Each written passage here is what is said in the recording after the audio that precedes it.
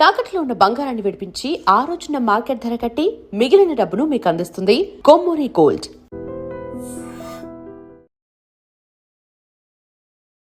నమస్కారం, welcome to I dream. ధర్మ మార్గం విత్ విజిత కార్యక్రమానికి స్వాగతం.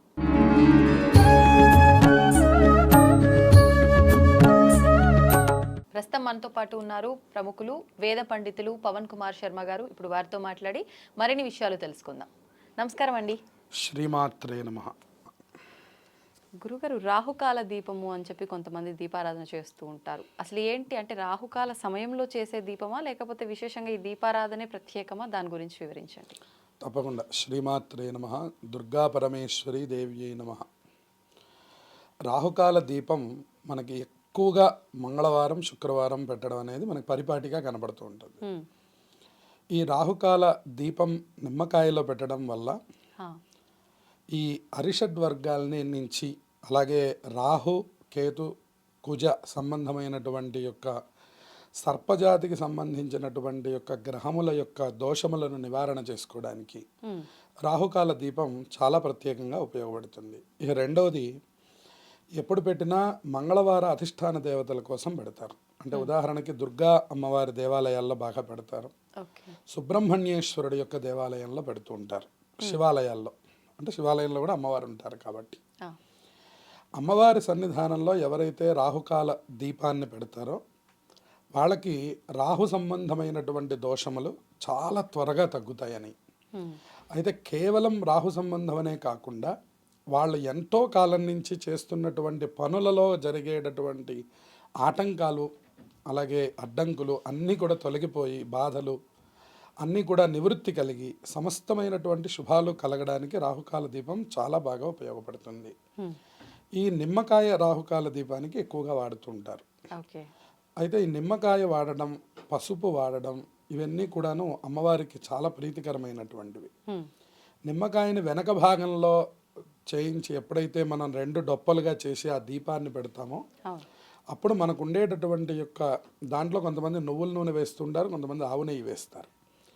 ఏదైనప్పటికి కూడాను రాహుకాల దీపం గనక మనం పెట్టి అమ్మవారికి సంబంధించినటువంటి స్తోత్రాలు చదివినట్లయితే మంగళవారం కానివ్వండి, శుక్రవారం కానివ్వండి, ఈ 2 రాహుకాలాల్లో చేస్తారు. మంగళవారం అయితే మనకి మధ్యాహ్నం 3 గంటల నుంచి 4:30 వరకు రాహుకాలం ఉంటుంది. శుక్రవారం అయితే ఉదయం 10:30 నుంచి 12 గంటల వరకు ఉంటుంది. శుక్రవారం రోజు పెట్టేటటువంటి రాహుకాల దీపం వల్ల కుటుంబ సమస్యలు, ఆర్థిక సమస్యలు, అలాగే అనారోగ్య సమస్యలు, అలాగే అప్పుల బాధలు, రుణ బాధలు తీరడానికి ఇది మనకి ఉపయోగపడుతుంది శుక్రవారం. మంగళవారం వచ్చేసరికి రాహుకేతువుల యొక్క దోష నివారణ కోసం, అలాగే వివాహాలు కావడం కోసం, అలాగే ఉద్యోగాది ప్రయత్నాలు సఫలం అవ్వడం కోసం, ఇంట్లో ఉండేటటువంటి యొక్క సమస్యలు, దీర్ఘకాలిక సమస్యలు మనకి అవన్నీ తొలగిపోయి ఇంట్లో ఒకళ్ళతో ఒకళ్ళకి సంబంధం లేకుండా లేదా బాగా గొడవ వాతావరణం ఉంటే అది మనకి మంగళవారం పెట్టేటటువంటి దీపంతో శాంతి కలుగుతుంది. దాని ద్వారా వాళ్ళు అనుకున్నటువంటి కామ్యములు నెరవేరుతాయి. ఇక రెండోది, వ్యాపారాభివృద్ధికి కూడా ఇది చాలా బాగా ఉపయోగపడుతుంది.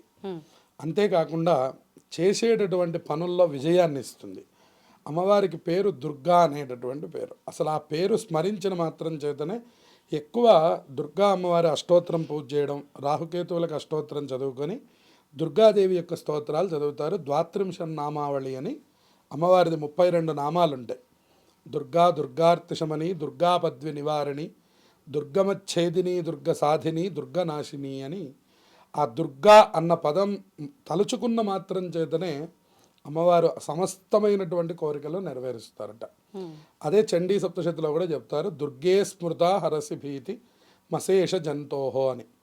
ఆ దుర్గా అనే పేరు తలుచుకుంటే మనకి ఎక్కడైనా కష్టంలో ఉన్నప్పుడు దుర్గా అని ఒక నమస్కారం చేస్తే హరసి భీతిం అంటే ఆవిడ ముందర భయాన్ని తీసేస్తుందట మనలో నుంచి, మనలో ఉన్నటువంటి యొక్క ఇబ్బందుల్ని తీసేస్తుంది ఆవిడ. అలాగే అశేష జంతోహ స్వస్థై స్మృతాం అంటే కేవలం మానవ ఉపాధికి అని కాదుట, ఆవిడకి వెళ్ళి ఎవరు నమస్కారం చేసినా వాళ్ళకి ఆయా కోరికలన్నీ తీరుస్తుంది ఆవిడ. అట్లా మనకి స్వస్థై స్మృతాం అంటే ముందు మన యొక్క స్థితిని మనకు కలగజేస్తుంది. చూడండి, బాగా భయంతో ఉన్న, బాగా కోపంతో ఉన్న మనల్ని మనం మర్చిపోతాం. బాగా భయపడ్డామనుకోండి కింద పడిపోతాం. బాగా కోపం వచ్చేసింది అనుకోండి కింద పడిపోతాం. అంటే భయం ఎక్కువ ఉన్నా, కోపం ఎక్కువ ఉన్నా మన స్థితిని మనం కోల్పోతాం.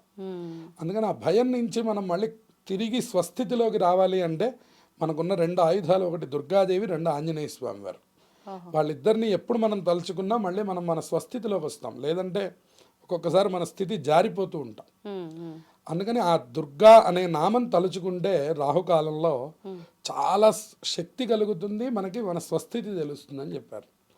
అతిమతీవ శుభాన్ దదాసి, ఎక్కువగా శుభాలని అనుగ్రహం చేసేస్తారట అమ్మవారు. ఆ సమయంలో ఎవరు దీపాలు పెడుతున్నారో వాళ్ళందరికీ చక్కనైనటువంటి కోరికలు నెరవేరుస్తారు. అసలు ఎవరు పెట్టాలండి రాహుకాల దీపం? రాహుకాల దీపం ఎవరైనా పెట్టవచ్చు. రాహుకాల దీపానికి వీళ్ళు పెట్టాలి, వీళ్ళు పెట్టకూడదు జెండర్తో సంబంధం ఏమీ సంబంధం లేదు. ప్రతి వాళ్ళు రాహుకాల దీపారాధన చేయవచ్చు.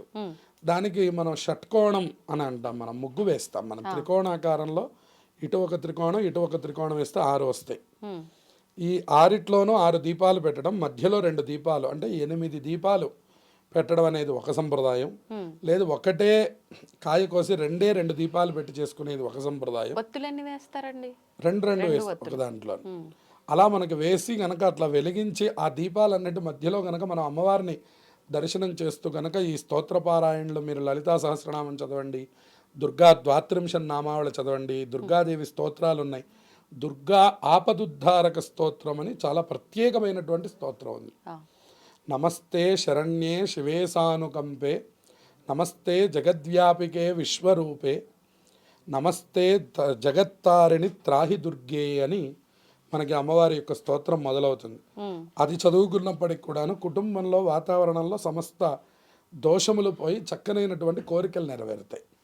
అలాగే మంగళవారం పెట్టినందుకు కొన్ని విశేషాలు జరుగుతాయి, శుక్రవారం పెట్టినందుకు కొన్ని విశేషాలు జరుగుతాయి. మొత్తం మీద ఎవరు రాహుకాల దీపం పెట్టినా కూడా అది చాలా విశేషమైనటువంటిది. చాలా దీర్ఘకాలం నుంచి మనకి ఏవో పనులు జరగడం లేదు, లేదా అనుకున్న కోరికలు నెరవేరడం లేదు, కుటుంబ వాతావరణంలో ఇబ్బందులు జరుగుతున్నాయి, ఎన్నో కార్యక్రమాలు చేయించాం, ఎన్నో పూజలు చేయించాం, మా వల్ల కావట్లేదు, లేదు ఇంతకంటే పెద్దదేది మనం చేయలేము అని అనుకున్నప్పుడు మీరన్నట్టు ఏ వర్ణం వారైనా, ఏ రకమైనటువంటి వాళ్ళైనా, స్త్రీలు, పురుషులు, చిన్నపిల్లలు, ప్రతి ఒక్కళ్ళు కూడా రాహుకాల దీపాన్ని పెట్టి, ఒకవేళ మీరు దేవాలయానికి వెళ్ళడానికి కనుక మీకు ఇబ్బంది కలిగితే మీరు మీ ఇంట్లోనే బయట వైపుగా తులసి కోట దగ్గర కూడా దీపం పెట్టుకోవచ్చు. ఇప్పుడు ఇంతకీ నిమ్మకాయ పసుపు రంగుదా, ఆకుపచ్చ రంగు నిమ్మకాయ? ఏ నిమ్మకాయ? పసుపు రంగుదే పెట్టుకోవాలి. ఓకే. నిమ్మకాయ పసుపు రంగుతో ఉన్నటువంటి నిమ్మకాయనే 2గా కట్ చేసి అక్కడే మన షట్కోణం ముగ్గు వేసుకొని దాంట్లోనే ఈ యొక్క దీపం ఏర్పాటు చేసుకోవాలి. ఏదైనా దేవాలయానికి వెళ్ళి పెట్టడం అనేటటువంటిది ఉత్తమమైనటువంటి ప్రక్రియ. అయితే కొంతమంది గృహిణులకి, కొంతమంది ఆడవాళ్ళకి పాపం ఉన్న దూరాభారాలని అనుసరించి, వాహనాది సౌకర్యాలను అనుసరించి, ఇవాళ మనం అందరం అవుట్కట్స్లో ఉంటున్నాం కొంత ప్రకృతి కోసం అని. మరి అటువంటి అవుట్కట్స్లో ఉన్నప్పుడు మనం ఎక్కడికి వెళ్తాం దేవాలయం అంటే అని అనుకున్నప్పుడు మీరు మీ తులసి కోట దగ్గర, అయితే మనం ఇంటి లోపలి భాగంలో చేయకూడదని చెప్పారు. ఇంటి లోపల చేయకుండా మీరు బాల్కనీలో అట్లా మీరు తులసి కోట పెట్టుకుంటారు కదా, బాల్కనీలో పెట్టిన తులసి కోట దగ్గరే ఒక చిన్న దుర్గా అమ్మవారి పటం పెట్టుకొని అక్కడ కూర్చొని రాహుకాల దీపారాధన చేయవచ్చు. లోపలి భాగంలో కాకుండా బాల్కనీలో కూడా చేయవచ్చు. మీరు ఎప్పుడో దేవాలయానికే వెళ్ళాలండి, ఖచ్చితంగా అక్కడే పెట్టాలండి అనేటువంటి నియమం లేకుండా ఇంట్లో కూడా పెట్టుకొని చక్కగా దీపారాధన చేసుకొని అమ్మవారి స్తోత్రాలన్నీ చదువుకోండి. ఈ దీపం ద్వారా కూడా మీకు సమస్తమైనటువంటి శుభాలు కలుగుతాయి. ఇలా మంగళవారం, శుక్రవారం 2 రోజులు కూడా చేయవచ్చు.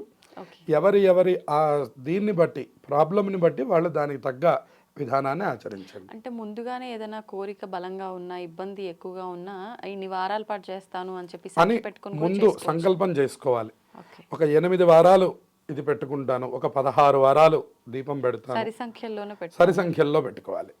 ఈ సరి సంఖ్యల్లో అమ్మవారికి నమస్కారం చేసుకొని, సరి సంఖ్య అమ్మవారికి చాలా ప్రీతికరమైంది. 8, 16, 12 అట్లా ఆ సంఖ్యల్లో అమ్మవారికి దండం పెట్టుకొని ఎన్ని వారాలు మీరు సంకల్పం చేస్తే అన్ని వారాలు, ఆడవాళ్ళకి ఇబ్బంది వచ్చిన వారాన్ని వదిలిపెట్టి మళ్ళీ పై వారం నుంచి లెక్క పెట్టుకోవచ్చు.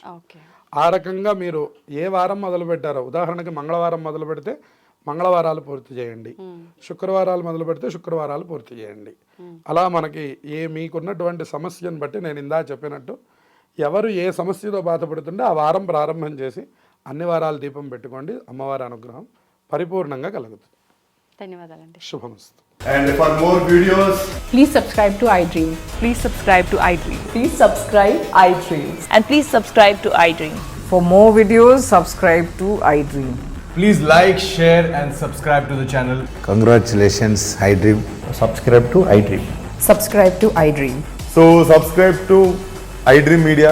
iDream ki iDream team అందరికి huge congratulations. Please subscribe iDream Media. Please subscribe to iDream. Subscribe iDream. Please subscribe to iDream. iDream అంటే నా కళల ఛానల్ సబ్స్క్రైబ్ చేసుకున్నారు, నోరు తిరుగుతలేదు, మీరైతే గంట గుర్తు కొట్టండి. For more such videos, please subscribe to iDream. Subscribe to iDream. Please subscribe to iDream. Please subscribe iDream Media. Please do subscribe to iDream. Please subscribe to iDream Media. For best entertainment and information, please subscribe iDream. And don't forget to subscribe to iDream.